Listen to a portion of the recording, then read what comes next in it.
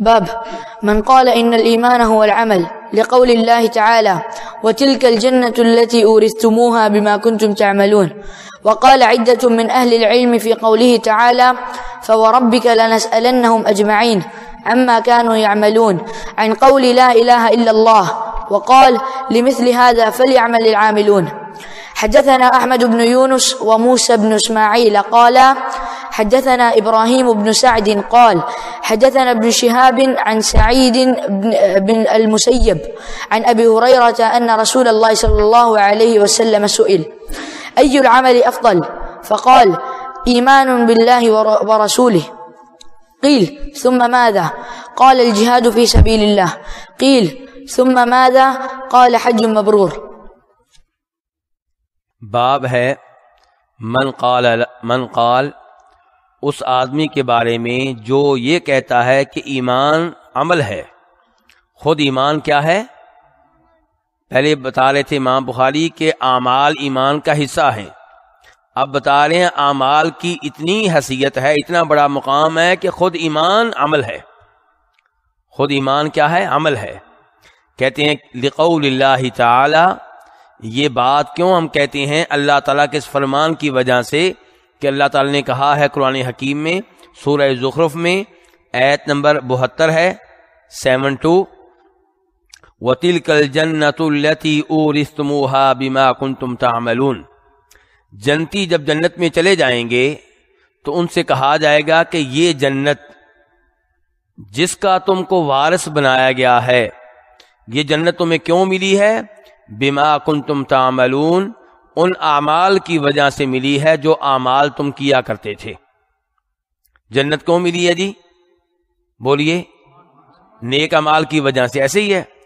اب مجھے یہ بتائیے، ایک آدمی ایمان نہیں لاتا، صدقہ خیرات کرتا ہے، غریبوں کے اوپر خرچ کرتا ہے، مسکینوں کے اوپر خرچ کرتا ہے، اسے جنت مل جائے گی؟ کیوں؟ کیونکہ ایمان نہیں لایا. اچھا، ایک آدمی ایمان لے کر آیا ہے لیکن اعمال میں بہت پیچھے ہے، اس کو جنت مل جائے گی؟ کسی دن مل جائے گی.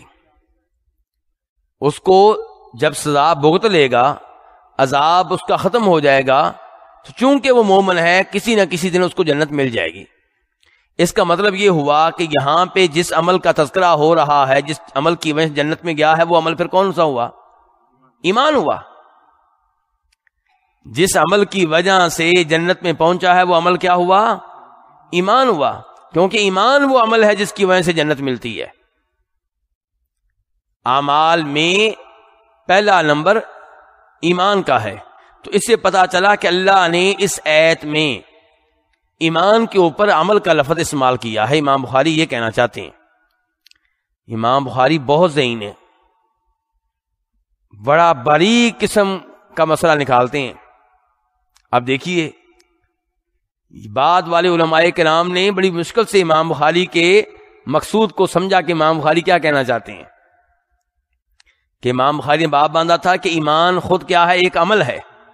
پھر آیت لے کر آئے جس آیت میں اللہ تعالیٰ کہہ رہے ہیں جنتیوں سے کہ تمہیں جنت ملی ہے تمہارے اعمال کی وجہ سے.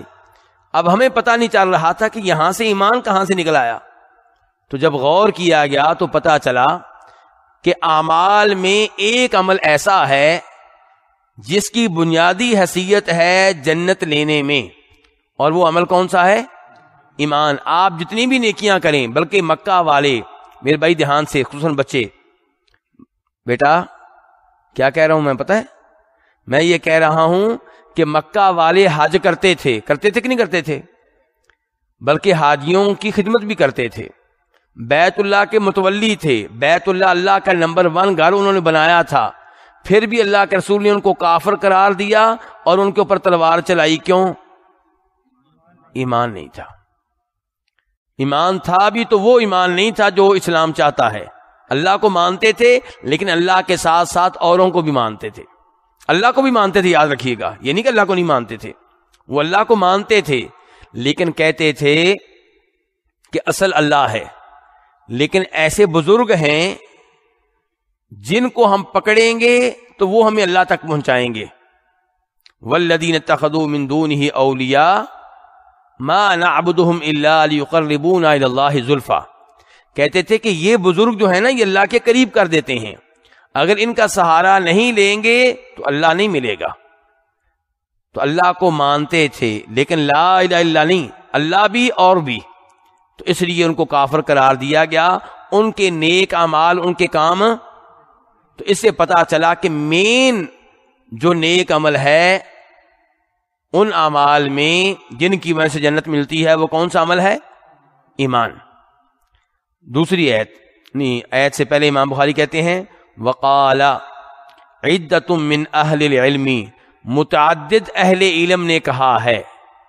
عدہ کا معنی کیا؟ متعدد، کئی ایک علماء کرام نے کہا ہے اللہ تعالیٰ کے اس فرمان کے بارے میں کہ فوربک لنسألنہم اجمعین عما كانوا يعملون. تیرے رب کی قسم، تیرے، یہ کون قسم اٹھا رہا ہے؟ اللہ تعالیٰ اٹھا رہے ہیں. نبی علیہ السلام کو مخاطب کر کے اللہ تعالیٰ کہہ رہے ہیں تیرے رب کی قسم، یعنی کہ اللہ تعالیٰ کہنا چاہتے ہیں میری قسم. لنسألنہم، ہم لازمی طور پہ ان سے سوال کریں گے.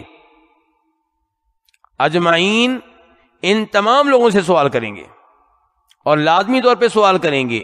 عما كانوا يعملون، کس چیز کے بارے میں؟ ان اعمال کے بارے میں جو یہ کیا کرتے تھے. اللہ تعالیٰ کہہ رہے ہیں سوال ہوگا ان سے ان کے اعمال کے بارے میں.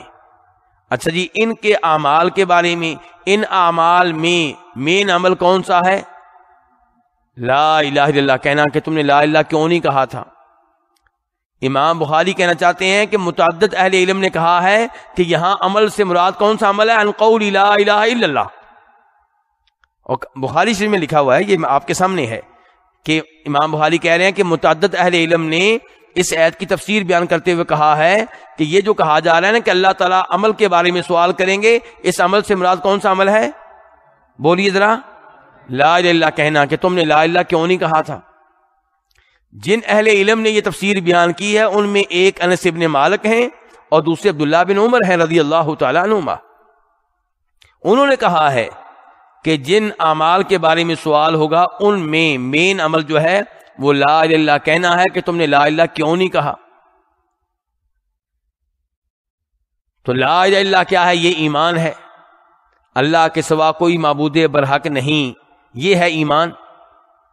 تو اس سے پتا چلا کہ ایمان کے بارے میں سوال ہوگا، اور اس سے پتا چلا کہ اعمال میں مین عمل جو ہے وہ ایمان ہے. اس کے بعد کہتے ہیں وقال لمثل هذا فليعمل العاملون. اللہ تعالیٰ نے سورہ صافات میں آیت نمبر 61 اور پچھلی دو آیتیں تھیں وہ سورہ ہجر کی تھیں 92-93. فوربک لنسألنہم اجمعین عما كانوا يعملون، یہ سورہ ہجر تھی 14واں سپارہ. اور ابھی جو آیت پڑھ رہے ہیں یہ سورہ صافات ہے آیت نمبر 61. اللہ تعالیٰ نے اس آیت سے پہلے ذکر کیا کہ جنتیوں کا کتنا اچھا انجام ہوگا، ان کو کیا کیا نعمتیں ملیں گی.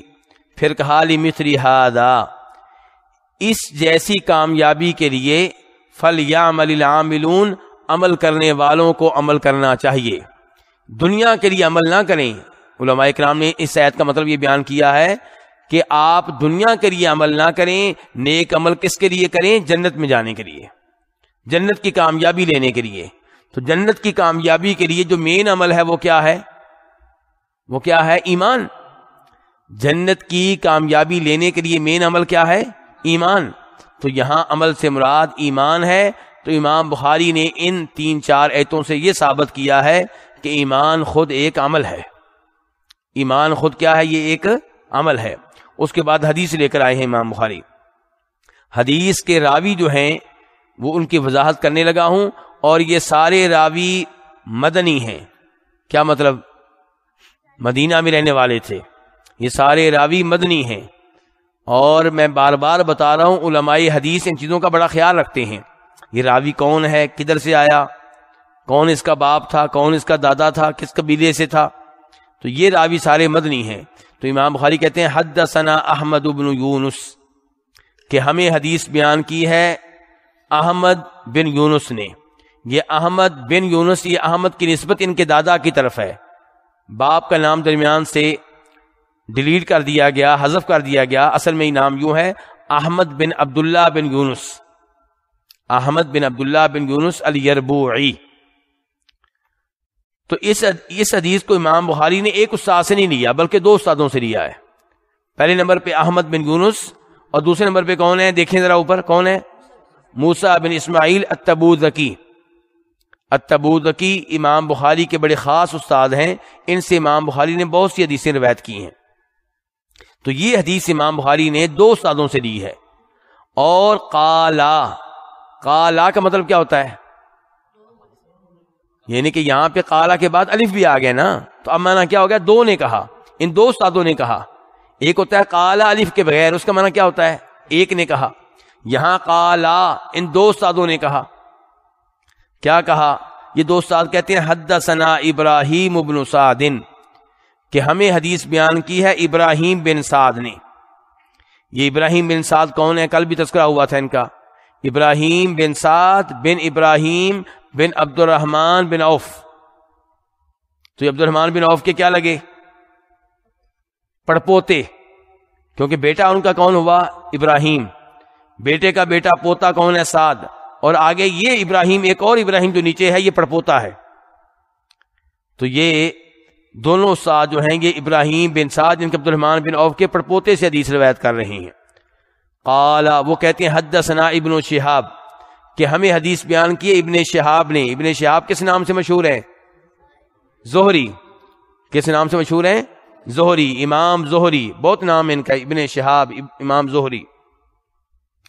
اور یہ حدیث روایت کرتے ہیں سعید بن مسیب سے۔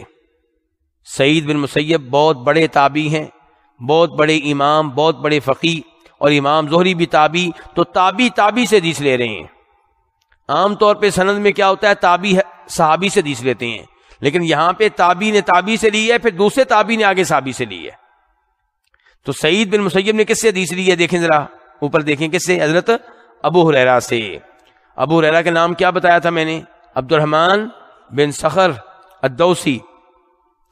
وہ کہتے ہیں کہ اللہ کے رسول علیہ الصلوۃ والسلام سے سوال ہوا ای العمل افضل، کہ کون سا عمل جو ہے وہ بہترین عمل ہے۔ تو یہ سوال کس کے بارے میں ہوا ہے؟ عمل کے بارے میں، کہ اعمال میں سے کون سا عمل سب سے بہتر ہے۔ تو آپ نے جواب کیا دیا؟ ایمان باللہ ورسولہ، اللہ پہ ایمان لانا اور اللہ کے رسول پہ ایمان لانا۔ ہاں جی، باب سے تعلق اہم ہو گیا۔ باب کیا تھا؟ کہ ایمان ہی تو عمل ہے، اور حدیث بھی یہ کہہ رہی ہے کہ اعمال میں بہترین عمل کون سا؟ اللہ پہ ایمان لانا، اللہ کے رسول پہ ایمان لانا۔ تو ثابت ہو گیا کہ ایمان خود ایک عمل ہے، ثابت ہو گیا ایمان خود کیا ہے؟ ایک عمل ہے۔ قیل، آپ سے سوال کیا گیا، کہا گیا ثم ماذا، کہ ایمان لانے کے بعد پھر کون سا عمل سب سے بہتر ہے؟ تو آپ نے کہا الجہاد فی سبیل اللہ، اللہ کی راہ میں کیا کرنا؟ جہاد کرنا۔ جی ہاں، جہاد کی بہت فضیلت ہے، لیکن میں نے پہلے بھی گزارش کی ہے کہ جہاد دھیان سے کیجئے، کہیں ایسا نہ ہو کہ جہاد کے نام پہ آپ فساد کر رہے ہوں، اپنے مسلمان بھائیوں کو مار رہے ہوں، یا کافروں میں سے معصوم عورتوں کو مار رہے ہوں، معصوم بچوں کو مار رہے ہوں، ان کافروں کو آپ مار رہے ہوں جن کا کوئی قصور ہی نہیں ہے، جو اپنے دکان پہ آرام سے بیٹھے ہوئے ہیں، انہوں نے آپ کے خلاف کوئی کارروائی نہیں کی۔ اور پھر یہ بھی میں نے بتایا تھا کہ جہاد ہوگا حکومت کی قیادت میں۔ کچھ کام ایسے ہیں جو عام لوگ نہیں کر سکتے۔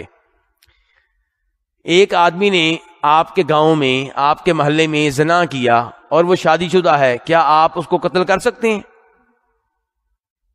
کیونکہ یہ دروازہ کھول دیا گیا۔ آج آپ ان کو مار دیں گے، جناب یہ شادی شدہ اس نے زنا کیا ہے، کل کو آ کے وہ آپ کے بیٹے کو مار دیں گے، یہ تو زمین میں فساد ہو جائے گا۔ تو کچھ کام ایسے ہوتے ہیں جو حکومت کے کرنے والے ہوتے ہیں، آپ اس کے لیے دعا تو کر سکتے ہیں، آپ اس کے لیے حکمرانوں سے پیار و محبت سے بات کر سکتے ہیں، لیکن وہ کام آپ خود کرنا شروع ہو جائیں، یہ درست نہیں ہوگا۔ تو ان کاموں میں سے ایک کام یہ بھی ہے بہت افضل۔ قیل ثم ماذا، آپ سے کہا گیا پھر کون سا عمل ہے؟ تیسرے نمبر پہ کون سا عمل سب سے بہتر ہے، سب سے افضل ہے؟ تو آپ نے کہا حج مبرور، وہ حج مبرور جو نیکیوں والا ہو، جس کو اللہ قبول کر لے. کیونکہ ہم نے دیکھا ہے کہ حج کرتے ہوئے بھی سارے حاجی ایک جیسے نہیں ہوتے. کئی لوگ حج کر رہے ہیں اور مینا میں جناب وہ تاش کھیل رہے ہیں، حج کر رہے ہیں جناب والا اور حج میں گناہ کر رہے ہیں. تو نہیں، وہ حج جو نیکیوں پہ مشتمل ہو، جس حج میں آپ گناہوں سے دور رہیں، بیگم سے تعلقات قائم کرنے سے دور رہیں، لڑائی جھگڑے سے دور رہیں، یہ حج جو ہے یہ بھی بڑا عظیم عمل ہے. تو یہ 3 اعمال آپ نے بتائے ہیں. اس سے ایک تو یہ پتا چلا کہ اعمال کی بہت زیادہ حیثیت ہے اسلام میں، اور دوسرے یہ پتا چلا کہ ایمان خود جو ہے وہ ایک عمل ہے. تو اس میں ان لوگوں کے اوپر رد ہو گیا جو کہتے ہیں کہ آپ ایمان لے آئیں، عمل کریں نہ کریں کوئی مسئلہ ہی نہیں ہے، آپ پکے مومن ہیں، آپ کا ایمان اور جبریل اسلام کا ایمان ایک جیسا ہے. نعوذ باللہ من ذالک. یہ بات غلط ہے. صحیح بات یہ ہے کہ گناہوں سے ایمان کا لیول نیچے آئے گا، نیکیوں سے ایمان کا لیول اوپر جائے گا.